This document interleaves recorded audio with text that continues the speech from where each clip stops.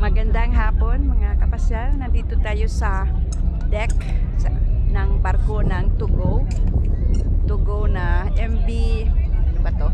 Masagana. Ito ang sasakyan ko guys. So malapit nang alas 6. So maganda talaga dito kasi hindi siya mainit. Syempre magdapit hapon na, naglulubog na, palubog na yung araw. At tingnan nyo naman guys, yung mga tao, parang ginagawang park dito sila standby. Kasi ang ganda mahangin. Syempre. Guys, tingnan nyo sila. Saya. Parang magandang mag-unwind, mag-relax. Na ganitong oras, tingnan mo naman yung yung kulap, malamig na talagang araw. So, tayo guys, pasyal tayo dito. Parang ginawang parke. Parke ng barko. Tingnan nyo guys, may barko doon. Yan. Siguro tanker yan. Hindi ko sigurado. Yan. Parang tanker. Okay. Tingnan nyo guys, yung paglubog ng araw. Samahan nyo ako mga kapasyal. Namnamin natin yung paglubog ng araw. Ang ganda talaga. Nakaka-relax.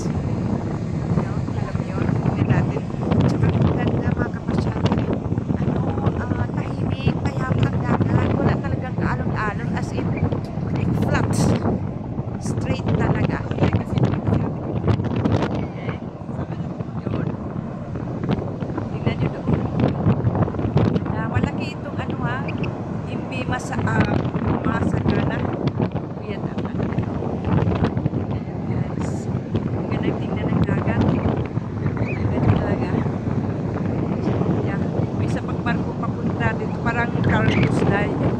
Yan. Yan. Cargo na ship na barko. So siguro papuntang Cebu yan. Hindi ako sigurado. Pero baka. Okay. So pasyal-pasyal tayo dito. Okay. Tayo parang parke sa ibabaw ng barko. May ganun, parke sa ibabaw ng barko. Yung iba nagsiselfie. Yung iba nagsiselfie. Tingnan nyo, nagsiselfie talaga sila. Kasi maganda naman magsiselfie dito eh. Tama. Ang ganda ng hangin, mga kapasyal. Tulang mahangin siya. Mga tao. Kanya-kanyang diskarte. Pero lahat talaga nag-i-enjoy. Tingnan naman yung dapit yung paglubog ng araw, mga kapasyal. Wow, ang ganda. Very nice.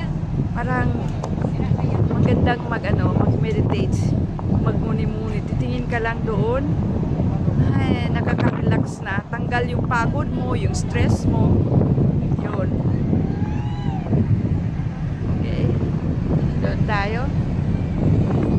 Kasi mamaya pagkatapos ito, kakain ako ng hapunan na. Kasi sabi ng crew, alas 7 daw ng gabi ito dadaong. So, kailangan maghapunan muna ako bago ito dadaong kasi diretso na agad.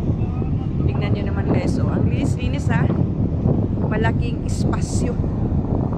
Kaya nga maraming dito nagsastambay. Tingnan nyo guys. Yan. Yan. Ang mga tao. Yan. Yan ang mga tao guys. Tsaka maganda naman talaga kasi mahangin eh.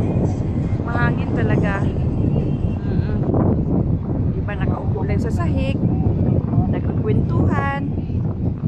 Ayan, tinitingin sa dagat. Ano lang. Kanya-kanya sa cellphone.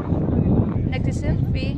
So, ito talagang pinakamagandang oras dito sa itaas. Kasi yun na nga, tapit hapon, paglubog ng araw, maganda tingin sa paglubog ng araw. So, malaking barko ito to go. Papuntang Cagayan pala. Galing ako sa Cebu, papunta ako ng Cagayan para sa isang maliit na bakasyon. Okay, sige guys, hanggang dito na lang mga kapasyal. Ingat, salamat. Napakalinaw ng dagat, guys. Walang kalon-alon.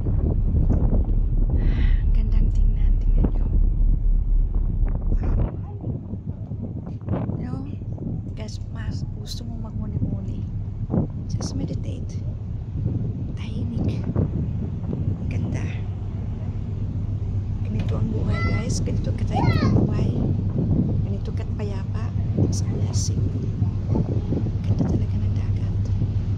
Ang gusto kong dito na lang. At saka tingnan mo ang araw. Hindi masyadong mainit. Ang galing. Ang ganda.